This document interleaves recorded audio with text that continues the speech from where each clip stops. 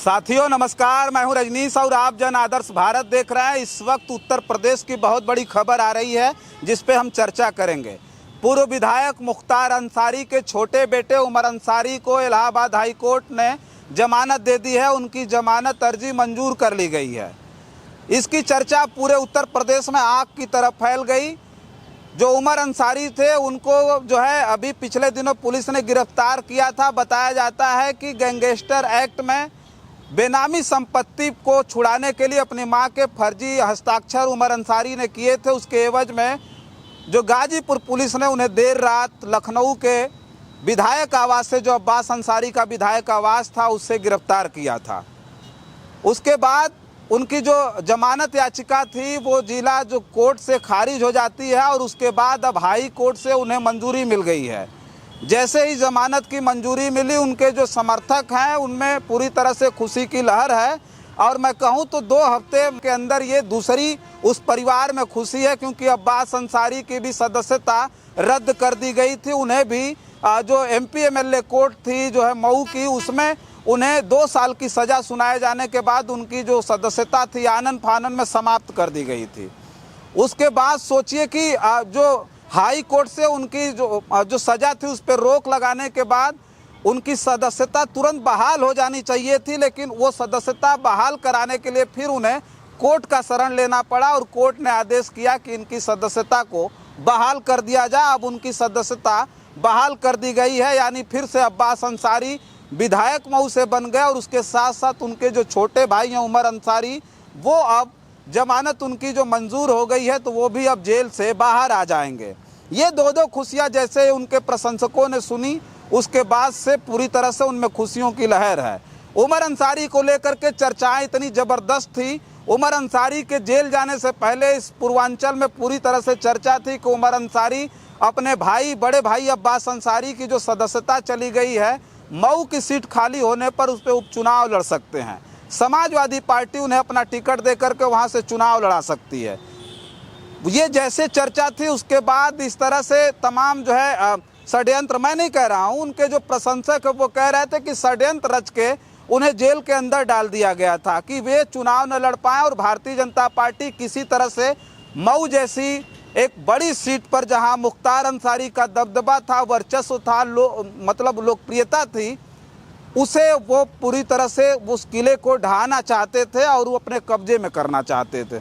उमर अंसारी के जेल जाने से पहले इस बात की चर्चा थी कि मुख्तार अंसारी के बड़े बेटे अब्बास अंसारी जो मऊ से विधायक थे, उनकी विधायकी जाने के बाद उस मऊ विधानसभा सीट पर उपचुनाव जो होगा उमर अंसारी चुनाव लड़ेंगे और समाजवादी पार्टी उन्हें टिकट देगी। ऐसे में उनके समर्थकों ने ये कहा कि षड्यंत्र करके साजिशन उमर अंसारी को जेल की सलाखों के पीछे भेज दिया गया कि उमर अंसारी वहां से चुनाव न लड़ पाए, क्योंकि वहां के लोगों का मानना था कि मुख्तार अंसारी के परिवार से कोई चुनाव लड़ेगा तो मुख्तार अंसारी के उस पुराने किले को ढहाना इतना आसान नहीं होगा। खास करके अगर अब्बास अंसारी के छोटे भाई उमर अंसारी चुनाव लड़ जाएंगे तो उसे जो है हरा पाना इतना आसान नहीं होगा, क्योंकि अब्बास अंसारी के जेल में रहते हुए उमर अंसारी ने जनता के बीच जा कर के वो तमाम चीज़ें की थी और वो जनता के बीच में आते जाते रहे अब्बास अंसारी की गैर मौजूदगी में। तो ये पहली खुशी थी मुख्तार अंसारी और उनके बेटे के समर्थकों में। लेकिन उसके बाद अब दूसरी जो खुशी निकल करके आ रही है कि अब उमर अंसारी को भी हाई कोर्ट से जमानत मिल गई है और उन्हें उनकी जो जमानत है वो मंजूर कर ली गई है। तो उमर अंसारी को लेकर के जो अपडेट आ रही है उसे हम दिखा रहे थे। उमर अंसारी मुख्तार अंसारी के छोटे बेटे हैं। पिछले दिनों गाजीपुर लोकसभा चुनाव भी लड़ने की उनकी खूब चर्चा थी। उसके बाद मऊ से विधानसभा का उपचुनाव भी लड़ने की खूब चर्चा थी। हालांकि उमर अंसारी ने मीडिया के सामने आकर के अपना प्रेजेंटेशन जिस तरह का दिया था, उसके बाद से लोगों के बीच उनके लिए भी दीवानगी पैदा हो गई थी। मुख्तार अंसारी के बेटे उमर अंसारी जिस तरह से मीडिया के सामने आकर के बयान दे रहे थे, वो भी तब जब मुख्तार अंसारी जेल में थे, वो भी तब जब अब्बास अंसारी जेल में थे। मुख्तार अंसारी की राजनीतिक विरासत केवल अब्बास अंसारी नहीं संभालेंगे, बल्कि उमर अंसारी भी मुख्तार अंसारी की उस राजनीतिक विरासत को संभालेंगे। उनकी मौत के बाद याद होगा कि उमर अंसारी किस तरह से मीडिया के सामने, लोगों के सामने एक्टिव थे, लोगों से बातचीत कर रहे थे जब उनका जनाजा निकलने वाला था, उमर अंसारी ने मुख्तार अंसारी की मोच उस वक्त जो है वो उन्होंने ऐंठ करके टाइट की थी, क्योंकि मुख्तार अंसारी वो शख्स थे, कहा जाता था कि उनकी चाल में जो ठसक थी और मोछों पर जो ताव था, उस ताव को उमर अंसारी उस वक्त भी बरकरार रखना चाहते थे। भले अब्बास अंसारी मऊ से विधायक हो, लेकिन आज भी उनके ऊपर इतनी बंदिशें हैं कि वो अपनी मर्जी से कहीं भी एक रात नहीं बिता सकते हैं।